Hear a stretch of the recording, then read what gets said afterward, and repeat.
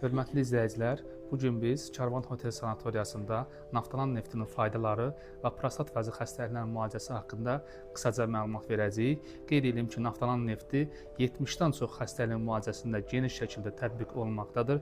Həmçinin naftalan nefti prostat vəzi xəstəliklərində əvəz olunmazdır. Sanatoriyamıza gələn bütün kişi xəstələri ilk öncə ultrason müayinəsindən və qan təhlillərindən keçirilir.